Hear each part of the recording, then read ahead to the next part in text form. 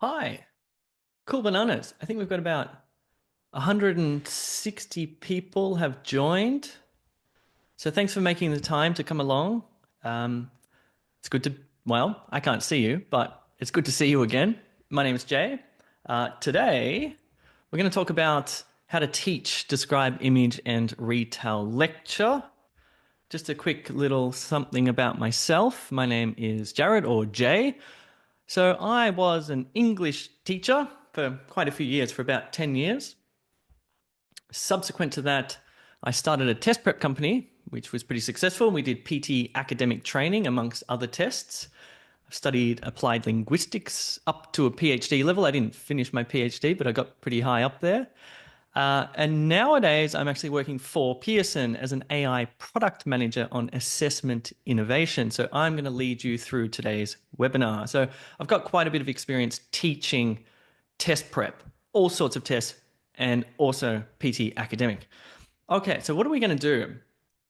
Well, we're going to do a few things, three things overall. I want to challenge any existing assumptions that you may have. Maybe your assumptions are correct, so I won't be challenging anything. But if you've got any false assumptions, I'm going to be challenging those so that you can gain a deeper understanding of how PT academic is scored, how the scoring works, including the recent enhancements to the scoring process. So perhaps that's why you've come along today. And I want to make that super clear to you as teachers so you can relay this information to your students about what exactly took place on November the 4th. Okay? It's going to be super clear for you. Number two, we're going to look at acceptable and unacceptable language that influences the speaking content score. There's sort of, well, we're going to get to this, but, talking about what's memorized or templated language, there's black, white, and sort of gray areas. So we're going to look at that really carefully. And number three, we're going to explore some teaching strategies and I'll give you some tips to improve your students' speaking scores. So let's start with PT speaking scoring, okay? And I've got a few reflective questions for you. I want you to think about how you teach PT speaking. Number one, how do you currently approach teaching of PT speaking? Two, this is absolutely critical. What beliefs or assumptions guide your teaching?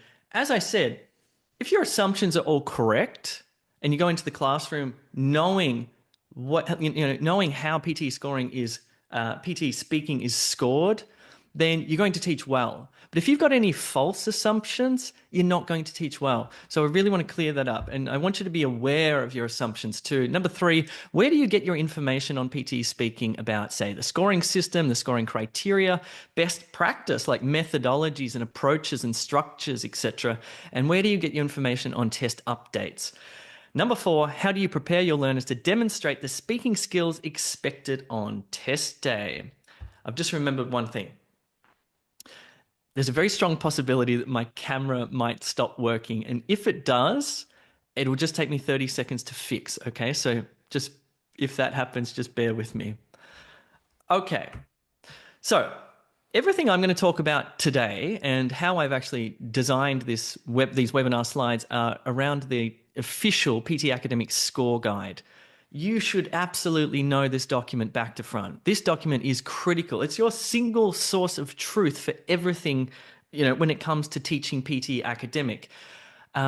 Personally, I do not get my beliefs from YouTube or Facebook or Reddit or any other online sources. I'm also very cautious about what other teachers tell me about how to teach. I don't teach PT academic anymore, but certainly when I did, I would always do my own research, right? And do it from the official sources. I won't go into some of the sort of experiments that people run and the funny things that goes on, but yes, so with all due respect, I take those claims, the YouTubers' claims, with a grain of salt, and I believe you're far better off grounding your teaching in solid resources like the official score guide to ensure accuracy and reliability. Okay, let's think about the scoring from a very high level point of view. Then we're going to sort of drill down. Okay, so let's go really 30,000 feet above. We'll break down the difference between automatic scores and AI scores in a straightforward way. So automatic scores are like simple right or wrong answers. Like take reading, multiple choice, choose single answer, for example. There's only one correct answer. Same goes for, say, listening, select missing word. These questions either get the answer right or wrong. It gets a little bit more nuanced with tasks like multiple choice, choose multiple answers, or fill in the blanks, or reorder paragraph, or write from dictation, to just name a few, because there's sort of, well, they're not quite binary. There are correct and incorrect answers, but because there are multiple possibilities, the scoring is partial scoring. But you're seeing what I'm saying here about automatic scoring. These are relatively straightforward to understand, okay? AI scores work very differently. So they aren't about right or wrong answers. Instead, they're based on criteria. And with AI scoring, students are evaluated on how well their responses meet certain standards, like the quality of their speech or their writing. So instead of simply matching an answer, the AI assesses them on a set of criteria and places them and looks at multiple different facets of their, say, speaking, and places them in a continuum, etc. So it's pretty complicated. I frankly, to be honest with you, I do not understand how the machine scoring actually works because it's extremely complicated, but I get the idea from a sort of high level point of view. And I think you should too as a good teacher. Okay, let's talk about the speaking system a little bit more in depth and how it was built. Okay, so it uses advanced algorithms that are trained by expert human raters. And it's important to understand that training by the experts is very important. I'll get to why in a second. But basically, how it was designed was hundreds of thousands of marked speaking samples were fed into a system to help it learn how to assess responses until it became extremely accurate. So in their field testing, they collected responses from over 10,000 speakers, covering more than 120 different first language backgrounds. That was just for the speaking section alone. Nearly 400,000 responses, nearly 500,000 responses were scored by human raters to fine-tune the system. The best way to think about the PT scoring system is like a super examiner. It's a super examiner. It doesn't contain the biases of humans. It doesn't get tired. It doesn't have, if you have a, in speaking scoring, right? If you go and take a test with a human examiner and the person before you is very good, then that may influence how they perceive you. Or conversely, if the speaker before you was not very good, you may be perceived as even better. The PT scoring algorithm doesn't do that, right? It's one of many things it doesn't do. So as I said, think of it like a super examiner. And so, while a human might struggle to recognize and fairly score definitely 100 different accents, the PT academic speech process has been trained on 126 different accent types and can handle them all and others with the same level of accuracy. So it doesn't mean that it's going to give everybody a good score. It just means that it's accurate. So if you have a student who has strong first language interference or language transfer, that is, they have a very thick accent and they're difficult to understand, well, they'll be scored poorly because this thing's accurate. Or conversely, if they're good, it'll score them highly. Anyway, you can do more reading about the sophisticated scoring algorithm yourself from some of the documents on the internet. Now, if we want to think about the speaking criteria simply, we break it down into 3 criteria: pronunciation, oral fluency, and content, which I'm sure you're very familiar with. You can think about them like clarity, delivery, and relevance. But this is a very high-level, blurry understanding of how speaking is scored, all right? These are kind of heuristics or umbrella terms for what's actually going on beneath the surface. So if we take a look at pronunciation, for example, and we look at, say, a high proficient speaker who gets a score of 5 versus somebody who gets a score of 1, well, there are significant differences. And what pronunciation is, according to PT Academic, is actually, what's the word? multiple things. It has multiple things. It's measuring multiple, it's not just one thing. Sure, it's measuring phonemes, which is pretty core to sort of segmentals, right? Consonants, vowels, consonant clusters, long vowels, short vowels, diphthongs, all that sort of stuff. So phoneme quality is definitely measured, but it's more than that.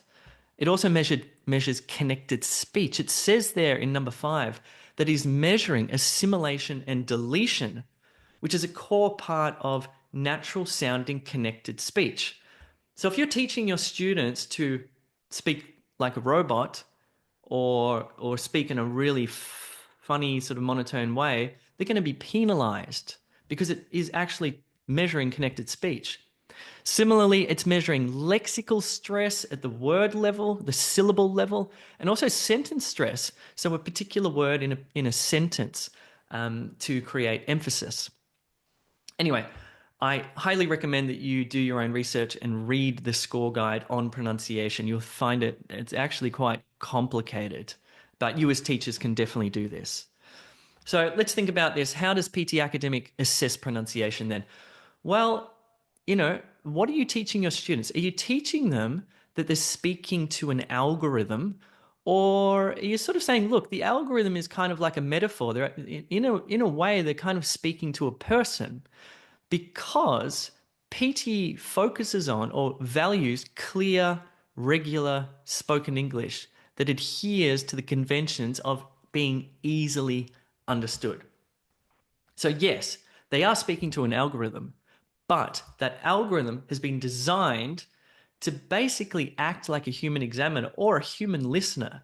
All of those different elements of pronunciation, for example. Okay? Same thing with oral fluency. Oral fluency, which you can think about like delivery, or you can teach your students, it's like delivery includes or incorporates rhythm, which would include intonation. Making sure that your students aren't speaking in a staccato or monotone way, no stop-start or robotic sort of voices. It also assesses tempo, and it likes a regular, normal tempo. If any teaching methods are out there that say you need to speak radically quickly, well, you're going to be penalized. You're going to get a score of, say, I don't know, 2 or possibly 1, something, or if it's too quick, it'll get a 0. So it's measuring tempo as well as pausing.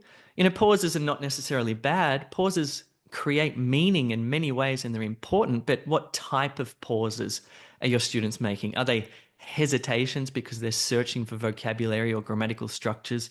Or are they sort of false starts, restarting sentences, fumbling? It doesn't like that sort of stuff, but neither does a human examiner if your delivery is going to be smooth, okay?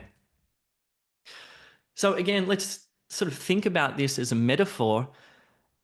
Are your students speaking to a robot, to an algorithm, or are they really kind of speaking to some sort of robotic examiner, a super examiner? And I think it's probably best to sort of get them to think about it like that. And your teaching methods should sort of reflect that. So PT values smooth rhythm and phrasing without too many hesitations, repetitions, false starts, or what are called phonological simplifications. That's in the score guide. Think about phonological simplifications as, when a child is learning to speak, and instead of, say, airplane, they might say airplane, or they make a sort of a simpler variation of the pronunciation, something like that. That's a phonological simplification, and that sort of seems to be included here in oral fluency.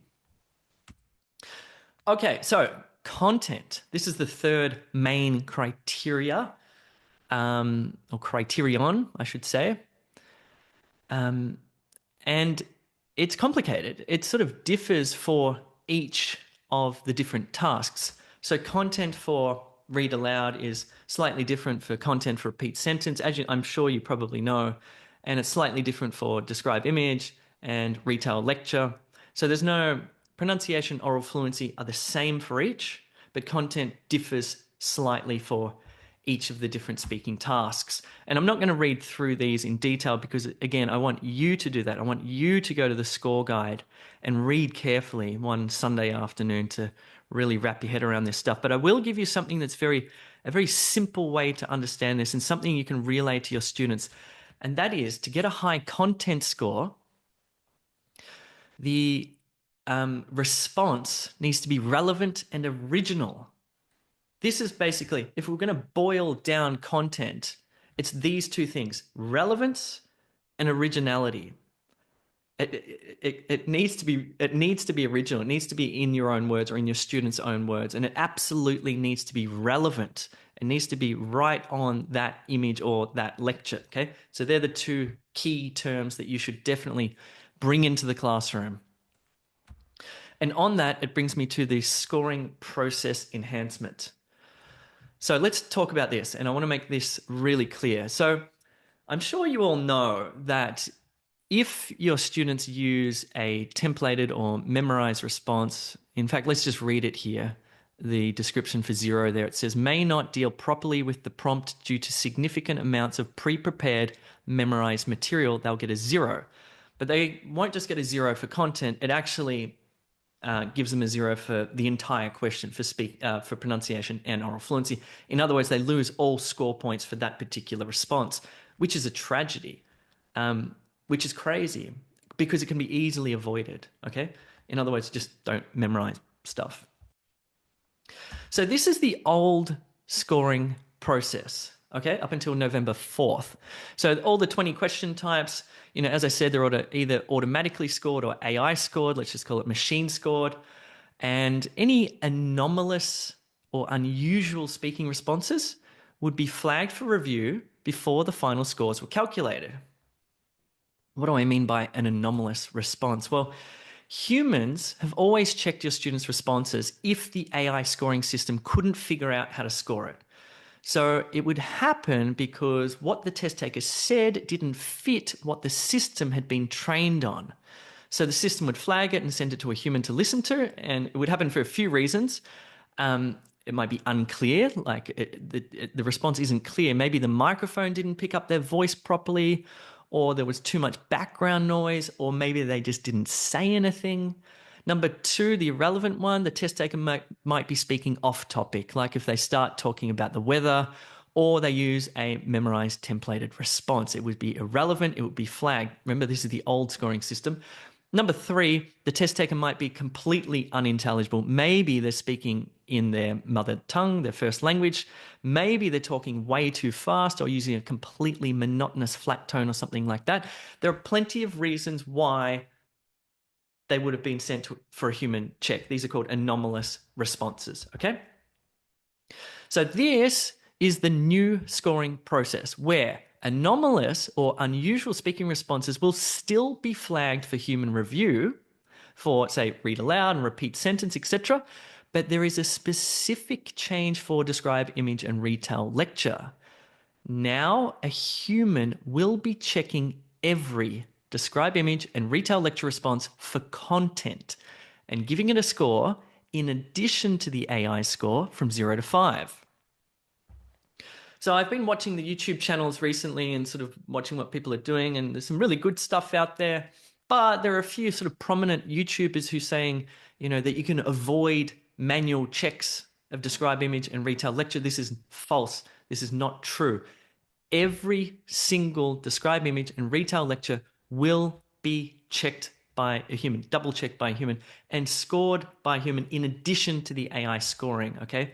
So please, there's no, some of these videos were saying that you can avoid these manual checks. You can't avoid the manual checks. It's every single response for describe, image, and retell lecture. So again, in the new scoring process, a human will be checking every describe, image, and retell lecture response and giving them a score for content from 0 to 5. It's important to note that the human expert will not be scoring your students' pronunciation or oral fluency.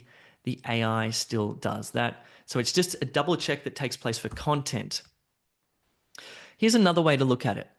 Each and every describe, image, and retell lecture response is machine scored for pronunciation, oral fluency, and content, or AI scored for those 3 criteria, and a human will be double checking the content of every response before the final scores are calculated.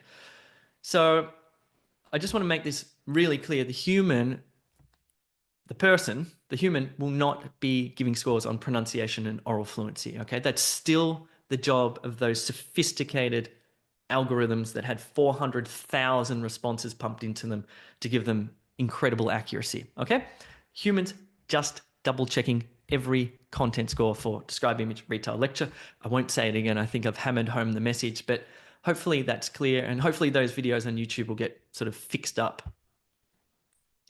Okay, now it begs the question though, what if the machine and the human disagree on those content scores? Because remember, they're both scoring for content. So let's look at 3 different scenarios here. So in scenario 1, let's say the machine gives a score of 4 and the human checks it and also gives it a score of 4. So the score is going to be 4 because there's agreement there, right? Cool. That's easy. What if there's disagreement? So look at scenario 2. Let's say the machine, the AI, flags it as, say, a templated response. And the human also thinks, look, this is really off topic. It's not a great response. I'll give it a 1. Now, what happens if there's disagreement? It goes to a second human to adjudicate. And the second human will actually have lots of information at their disposal. And they'll say, no, that was a templated response. 0. And what about scenario 3 if there's disagreement? Let's say the machine says, yep, that's a 2. It's not very good. It's a little bit off topic, but, it's original. And the human checks it and says, I think that's a templated response. I'll give it a 0.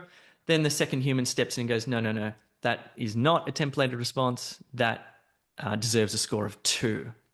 So that's what happens with respect to agreement and disagreement between the human and the machine when it's marking content. I hope that's clear. It should be clear. Let's do a little reflection. So I want you to reflect on the best place to get accurate and up-to-date information on test enhancements. Where do you get your information from for test updates and changes? So do you go to unofficial YouTube channels or Facebook groups or Reddit, or do you go to pearsonpte.com? I'm sure you know what I think is the best answer there. And when I was a PTE teacher in my previous company, again, as I said, I always used official sources. I just felt safe doing that. I just knew that if it came from the horse's mouth, so to speak, that I'd be giving good information to my students, and it seemed to work pretty well for me. Okay, let's spend some time looking at some describe, image, and retell lecture responses with the scoring process enhancements in mind, and some more reflective questions for you. So what do you think defines memorized and templated language? Because it's actually pretty complicated. I mean, what constitutes memorized or templated language? Are learners expected to avoid certain structures or phrases, or is there room for learned patterns within their fluent and natural speech? Let's just break this down into acceptable versus unacceptable language. And you can see that there is a lot more acceptable language than unacceptable language. Let's go through each of these. So we'll start with number 1, image or lecture material. So words or phrases that are taken directly from the image, if you're doing describe image, are absolutely fine to use and should be included. Why? Because this is relevance. This is relevant. They need to talk about that image. And if that image has some words on it, say the title or the x-axis or y-axis or whatever, they can absolutely use that language. That's fine. So with this particular graph here, we can see phrases like 2 regional accents spoken on or on the island, the number of speakers, lowland accent, highland accent, 1900, 1940, 1970, 2010. That's fine. That still leaves an enormous amount of original material from the speaker, because if I said all of those words together, it'd make up about 8 seconds. They still have to speak for another, say, 25, 30 seconds. So yes, material taken directly from the prompt here, in which case the image is absolutely fine and should be encouraged. Same thing with lecture material straight from retell lecture. So, part of the puzzle with retell lecture is to take notes, right? They're noting down words and phrases directly from the lecture, and these are fine to use and should be included in their verbal response. So this paragraph of text, for example, let's just imagine that this is the transcript of the lecture. And they have noted down words like walking and health and 60 years old, flat surfaces, carpet, round stones, cobblestones, etc. Whatever. Let's say these are their notes. Well, of course, they can use those in their responses and they will not be penalized at all. This is not memorized response. This is spontaneous in the moment use of the material, the stimulus material. So that's fine. Okay, let's think about what are called lexical chunks. I'm not sure if you're familiar with this phrase. It's a bit of a linguistics phrase, but these are groups of words that are often used together and have a specific meaning or function. Lexical chunks might include, fixed phrases, collocations, discourse markers, as we'll see in a second. Formulaic language. And you'd be surprised how formulaic language actually is. So if I go down to the shop to buy milk, I'm not going to create an entirely new sentence when I see the shopkeeper each time, right? I'm going to use formulaic language. I'm going to greet the shopkeeper. I'm going to ask whatever, you can imagine. There's lots of formulaic language used all the time. And this is good. Lexical chunks are good. And so when it comes to, say, teaching, describing images, graphs, let's say, and you phrases like an upward trend, a sharp decline, remain steady, fluctuate significantly, reached a peak. This is great language and you should be teaching this in the classroom. This is perfectly acceptable on test day. Okay, discourse markers. These are also absolutely fine. So, and these are great because this is really how your students sort of structure their responses. Discourse markers are interesting because, as I'll show you in a second, you can categorize them by function, right? Let's take a look at this. So, we have discourse markers to add information like moreover, in addition, furthermore, or contrast ideas. This is really an important one for describe image, like however, on the other hand, or conversely, showing cause and effect, therefore, as a result, consequently. I won't read them all. I'll just go through the titles, showing purpose, giving examples, summarizing, concluding, sequencing ideas is massively important for retell lecture, clarifying, emphasizing, expressing conditions. These help your students to organize their ideas, connect them, and also to direct the listener. These are absolutely should be encouraged in the classroom. They really should form, in many ways, the backbone of what you teach when it comes to the structure. So let's talk about structures, because this is sort of gray area, I think. There are structures, then there are templates.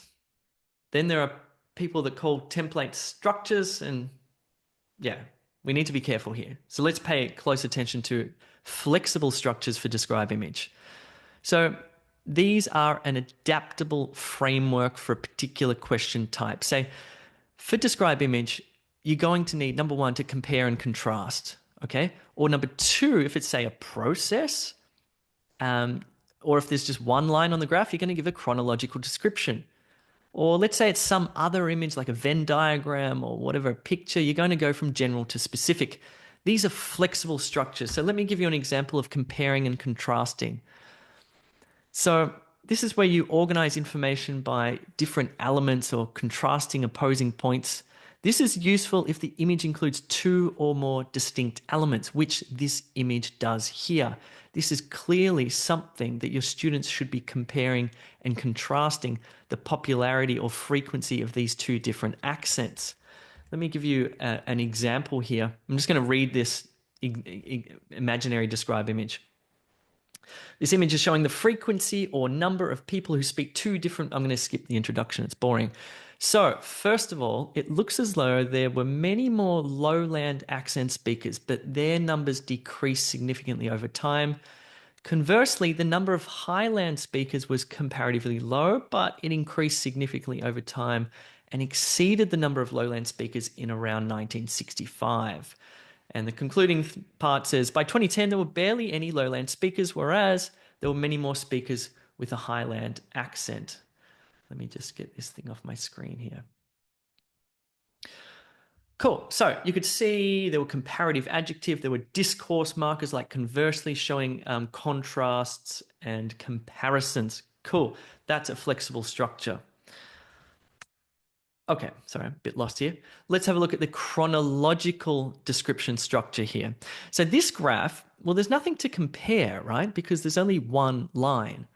So you might you get your students to describe the information in the order of events or the stages, which, it works well for images like this, which have a sort of, if you look down the bottom, have a timeline. It's showing the week or number. It's sort of a historical development, if you like.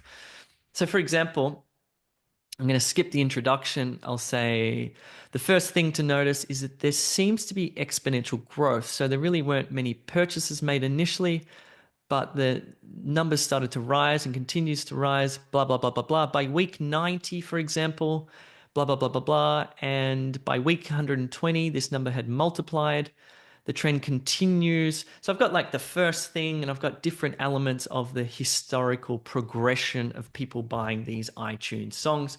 This is a nice, there's nothing, you see how there's nothing memorized here? There's no keyword sort of stuff. This is great. This is going to be super relevant, and it's going to be original, okay? That's what it's all about. What about going from general to specific? Well, if they get an image like this, you obviously cannot use something that talks about x-axis and y-axis because this is a picture of Africa and, well, I can't see any axes on here. So you would go from general to specific. You might say something that, this is an image of Africa. It illustrates the distribution of gorillas in a certain part of Africa. It's clear that there are many more places for mountain gorillas to live. I've spelled there wrong. Their distribution is much larger than the other gorillas. It encompasses quite a few different countries. By comparison, there are very few. Anyway, what I'm doing here, there seems to be a bit of, naturally, there was some contrasting language or comparative language in there. But what I've done there is I've gone big picture, small picture, small picture, small picture, right? I've gone, Africa, and then I've gone the mountain gorillas, the lowland gorillas, whatever. So big to small, that makes perfect sense for this particular image type. I think the take-home message is this, that the image should inspire the structure, not the other way around, okay? Your students aren't going in with memorized structures and fitting them to the image. They're looking at the image, they're seeing the two lines, they're comparing the two lines using a contrast and comparison type of structure. They're looking at the image has one line showing a historical progression. They're using a chronological, flexible structure. They're looking at the image is a picture of a map or whatever it is. So they're going, big picture to small picture, main ideas to smaller ideas, okay? The image inspires the structure, not the other way around. I know that's hard and that can be difficult for students, but they do need to take a deep breath, and I'll give you some tips at the end of this which will help them. Same thing for retell lecture. Okay, so we need flexible structures for retell lecture. Again, these need to be adaptable frameworks for this particular question type. So, what comes to mind obviously is a sequential order. Firstly, secondly, subsequently, finally. Summarizing main points makes a whole lot of sense. Having an overview, a main point, details, another main point, details, and possibly a concluding sentence. Or a thematic organization where you sort of go, okay, there were three main ideas, 1, 2, 3, extrapolate on idea 1, 2, and then 3, and then give a summary here. So let's look at a few examples. Here's a sequentially ordered retelling of the lecture. If you look carefully, you can sort of see those discourse markers first, then there's something else in there in the third paragraph which sort of isn't part of the sequential order. It's a breakdown of two main ideas. And then the final paragraph is a finally, which sort of gives a summary here. Okay? So this is a great way to retell a lecture. Similarly, they might be summarizing main points. Okay? So here in blue, I've put the sort of subtitles, if you like, but this would not be spoken. This is just for your interest. But this is summarizing the main points, where there's an overview type of sentence. There's a sentence talking about the main point and possibly some details related to that main point. There's main point 2, which might also include some details, 1, 2, 3 details, who knows, and then a concluding sentence. So this is a nice summary of main points here. Then there's thematic organization. So it's kind of similar to the one before, but I guess you can skin the cat in different ways. You have your introductory type of sentence there. You have the main idea. You have the second main idea. You have the third main idea. Maybe you're just talking about the three main ideas rather than going from main idea and then looking at details. Maybe there's just main ideas. That might be possible depending on the lecture. This all depends, of course, on your students' ability to take notes, even prior to taking notes, to comprehend that lecture, their listening skills, simultaneously taking notes. And then, again, they only get 10 seconds to prepare to speak here in retell lecture, which is really, if you've taken PTE before, you'll know that's that's a blink of an eye. It's enough to take a deep breath. But hopefully, if they've done the practice in your classroom, they'll sort of just know that they'll know just via what they've heard, what their memory tells them, what their notes suggest, that they're just going to give a sort of structure it in this way because it makes most sense in the moment. And that is going to be relevant and it's going to be original, and that's going to get them a high score for content. Okay? So, what's the take-home message here? Well, the lecture, just like the image that we saw before, should inspire the structure, not the other way round. Again, your students shouldn't be memorizing. You can't memorize a structure. Okay, a structure is some sort of invisible skeleton. You can definitely memorize a template, and that's going to get them penalized. So instead, they memorize an invisible skeletal structure, and they've practiced it with you. They'll go in, and if they've had enough practice, they will be able to do it. Again, I think there's this sort of, I'll talk about this at the end, but there's this sort of weird idea that because they're speaking for an algorithm, it needs to be absolutely perfect, which is a really, it's not true. And I also think it's definitely not a good teaching method because I think it places undue pressure on the candidate.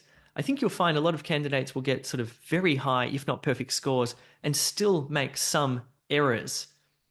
And the other thing about content here, of course, is there's very little time to analyze the image, and you only get to listen to the lecture once. And so the content doesn't need to be perfect. You may miss a main idea or a detail or whatever, may mean that your students get a 4 out of 5 instead of 5 out of 5. So be it. That's still an extraordinarily good score. And when it accumulates with all the score points from all of the different questions they get, it adds up. Okay?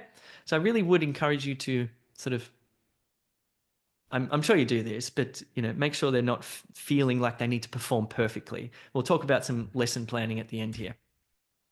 Now, this brings me to things that are definitely unacceptable. Okay, this is the first one. Let's call a spade a spade. Let's call this what it is. This is not a structure. This is a template. Okay, these are not allowed. These will be, again, it's all being double checked by a human and the machine, every single response. This is a memorized response. The given something provides information about something and something. Okay? While the x-axis depicts something, the y-axis talks about something. It is evidence that the highest value is similarly the lowest value. Another important point is that blank. Overall, this image illustrates blank. This would get a score of 0 because I'll tell you how Pearson actually find all this information. But again, this is obviously a keyworded template. This is not a flexible structure. Let me point out just one glaringly obvious issue with this, and that is, I sort of got this from YouTube, by the way, and I changed it a little bit, but I mean, okay, x-axis and y-axis, what if you're looking at a pie chart? Or what if you're looking at a Venn diagram? There are no x-axes or y-axes. Or what if you're looking at an image? There are no high values or lowest values, okay? So this, even if they did memorize this, I mean, they're going to get a 0, but it's going to be irrelevant. It's going to be totally irrelevant. Okay, so they're out. I think that's obvious. And of course, these ones are definitely unacceptable. Off topic, or what do you call generic responses? Okay. Like, I have a beautiful picture in front of me. I have 40 seconds to talk about the picture. Let me have a closer look. Upon having a closer look, I can see colors. Now, it's sort of tempting to think that this might be relevant because they're talking about the image there. but it is not part of the task. The task is to describe the trends within the image, the data and the interrelationships if there are two things going on, for example, or the movement of data over time. That's a good, relevant response. This is talking about colors and the timer and stuff like that, would be absolutely considered irrelevant. And I imagine both the machine and the human would go, boom, 0, totally irrelevant. This is out. So please, I'm sure you don't do this, but these ones are these ones are a definite no-no. Okay, let's talk about how this all comes about. How do Pearson actually monitor this space? And I think it's worth understanding this. So Pearson has a system in place to detect templates, and it works in two main ways, okay? So first of all, Pearson monitors online spaces like Facebook groups, message boards, and YouTube videos, and they use web crawlers, or these things that scrape the internet, that constantly search for templates that are being shared. So if a test taker thinks they've found a template, Pearson's already identified it, okay? And number two, Pearson also, and this is where it gets really interesting, they analyze large numbers of responses and compare them to each other to spot highly similar or densely identical patterns. Do you understand what that means? That's crazy. So they've got these wild machine learning thingamajiggies that happen, which can basically, if two test takers or more, let's just, I don't know what the number is, but let's just say multiple test takers have very similar, if not identical responses, the Pearson machine learning algorithm spots them and knows that that's a template, because it's statistically basically impossible for that many people to have the same responses, okay? So that's worth understanding. It'll be flagged, it'll get a 0. And it also gets added to Pearson's repository and flagged for future tests. So it's also worth noting that this system's constantly being updated to ensure that templates don't work. Pearson know what's out there and they know what's being used in the test. So just to recap what's acceptable versus unacceptable, I hope this is crystal clear. Image or lecture material is fine. Lexical chunks, phrases, collocations, fixed expressions, formulaic language, number 2, is absolutely fine, should be used. It's part of English. Number 3, discourse markers should be encouraged. They're great. Number 4, flexible structures where you compare and contrast or show a chronological progression, go from main ideas to sub-ideas, etc. These are awesome. They should be totally taught in the classroom. They're great. What's out, definitely out, is keyword templates and off-the-topic generic responses.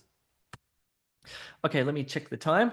And so far, so good. My camera hasn't exploded, so we're doing quite well. This is the third part of the presentation. We're going to look at some teaching ideas now. And okay, I'm tracking well for time. Okay, so what's a good way to describe image in the classroom? Well, I think one of the things that may get overlooked is actually comprehension of the image. So image study and discussion. So putting people in groups of 2 makes a lot of sense. Asking them to discuss, say, the key features of the graph, or if it's lecture, the main ideas with a partner. This would encourage, it encourages them to sort of process both the lecture and also the visual information, say, in an image.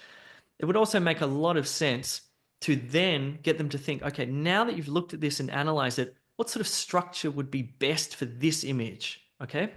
Like the one we just saw would be a chronological progression where they talk about that trend over time. And the second part there is introduce or elicit, if they've already got it, descriptive language like lexical chunks.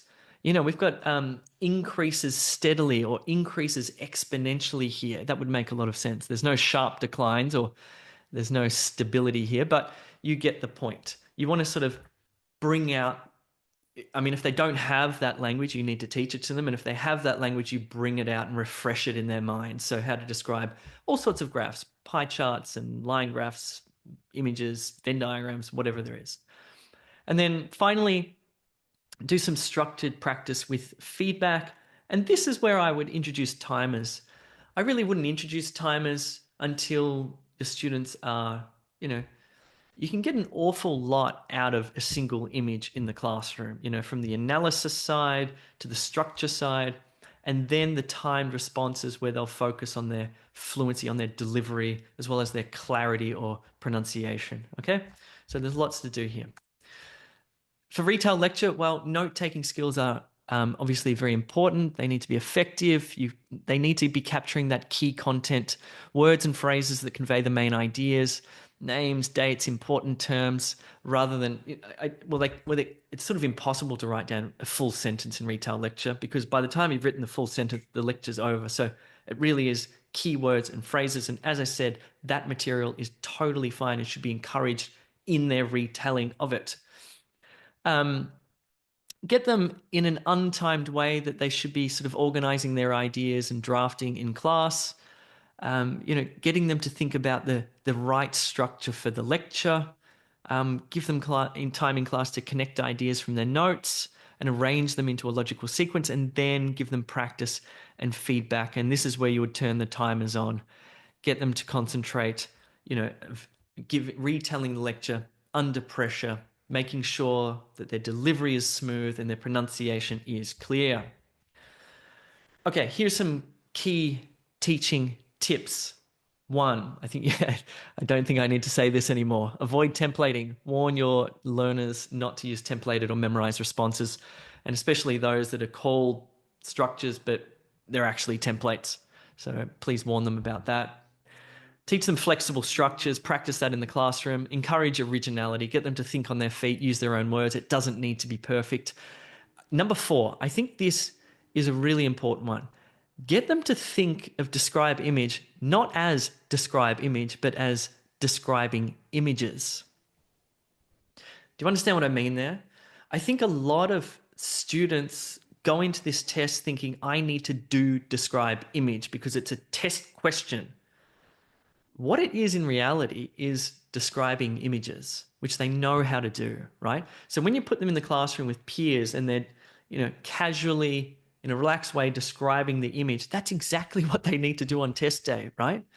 But instead, I get the idea that they go in with this sort of idea of cramming stuff and having a set template, and it's got to be spoken at this rate. And we've looked at what the algorithm actually is. It's a super examiner. It's a human being, really. And how do you speak to a human being? Like a human being. And describe image is not describing not describe image. It's describing images. Similarly, get them to think of retell lecture not as retell lecture, the question type, but as retelling lectures. They can do that. They know how to do that.